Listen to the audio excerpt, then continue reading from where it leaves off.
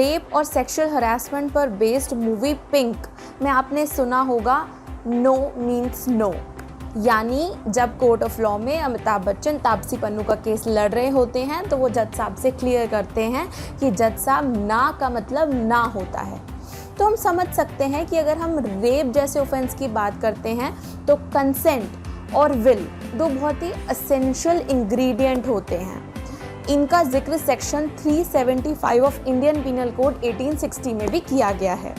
Hello everyone, मेरा नाम उर्वशी त्यागी है और आज हम डिस्कस कर रहे हैं consent and will as ingredient under section 375 the offence of rape. तो सबसे पहले हम समझेंगे कि कंसेंट क्या होती है। तो कंसेंट का मतलब होता है जब हम वॉलंटरीली अपनी मर्जी से किसी एक्ट को, किसी चीज़ को अपनी हामी देते हैं, अपनी हाँ भरते हैं। अब ज़रूरी नहीं है कि कंसेंट हमेशा बोल कर दी जाए। तो इसका मतलब कंसेंट जो हो सकती है वो एक्सप्रेस्ड भी हो सकती है और वो इम्प्लाइड भी हो सकती है, यानी वो वर्बल या फिर नॉन वर्बल भी हो सकती है थ्रू हमारे बॉडी लैंग्वेज, कंडक्ट, जेस्चर। और इसी को इलेबोरेट किया गया है सेक्शन 90 में of Indian penal code. Section 90 में बोला गया है जो कंसेंट होती है वो इम्प्लाइड भी होती है और एक्सप्रेस्ड होती है। अगर हम एक्सप्रेस्ड कंसेंट की बात करें तो एक्सप्रेस्ड कंसेंट जो होती है वो वर्ड्स में होती है। वर्ड्स रिटन में भी हो सकते हैं और साथ ही साथ ओरल में भी हो सकते हैं। इसी के साथ अगर हम देखें कि जो कंसेंट होती है वो एक्सप्रेस्ड के साथ साथ इम्प्लाइड होती है। इम्प्लाइड यानी जो हमारी बिहेवियर है, हमारी बॉडी लैंग्वेज है, हमारे जेस्चर्स हैं, हमारी जो non verbal way of expression है, उससे भी हम कंसेंट दे सकते हैं। लेकिन कंसेंट का जो पूरा कॉन्सेप्ट है वो अलग है विल से। यानी अगर हम section 375 of Indian penal code के एसेंशियल्स देखें तो उसमें भी लिखा है कि against the consent without her will.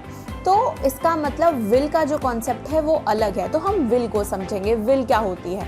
तो विल का मतलब होता है कि जब एक पर्सन का डिज़ायर या फिर विलिंगनेस की हम बात करते हैं, और ऐसा हो सकता है कि किसी केस में किसी विक्टिम जो है, रेप विक्टिम जो है, उसकी विलिंगनेस ना हो लेकिन अंडर कुछ सर्कमस्टेंस उसकी कंसेंट ले ली गई हो।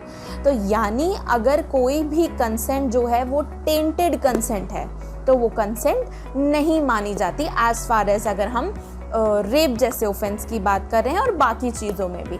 इसी के साथ साथ अगर हम नॉन वैलिड कंसेंट को समझें और नॉन वैलिड कंसेंट के टाइप को समझें तो यहाँ पर हम देख सकते हैं कि ऐसी कंसेंट जो कि फ्रॉड या मिसरिप्रेजेंटेशन या कोहर्जन में आके, इसका मतलब किसी भी पर्सन को किसी भी तरीके की गलतफहमी में कुछ अलग फैक्ट मिसरिप्रेजेंट करके, कोई प्रॉमिस करके या किन्हीं भी अलग हालातों के अंदर जो कंसेंट सामने वाले पर्सन से ली गई है। लेकिन ये अलग होती है विल से। विल को समझने के लिए हम एक केस समझेंगे जिसका नाम है हिमाचल प्रदेश वर्सेस मंगूराम। ये केस है 2000 का और यहाँ पर हम देख सकते हैं कि जो विक्टिम थी उसको ग्रैब करके बैक साइड से जो अक्यूज था he forced her to commit a sexual offence, sexual act.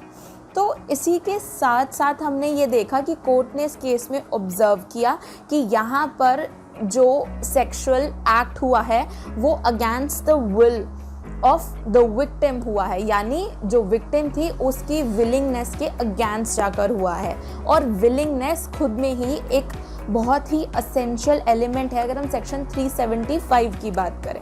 तो यहाँ पर हम क्लियरली समझ सकते हैं कि जो कंसेंट है और जो विल है वो दो अलग एसेंशियल क्रिएट कर रहे हैं। तो ऐसा हो सकता है कुछ केसेस में कि पर्सन जो है वो कंसेंट कर दे पर उसकी अंदर से डिज़ायर या विलिंगनेस ना हो, और ऐसा भी हो सकता है कि कंसेंट भी ना हो और विलिंगनेस भी ना हो। तो प्राइम फेसा ये क्लियरली एक रेप केस हो ही जाता है। कंसेंट और विल से आप क्या समझते हैं ये आप हमें कमेंट बॉक्स में भी टाइप कर बता सकते हैं। I hope you like this video. Thank you.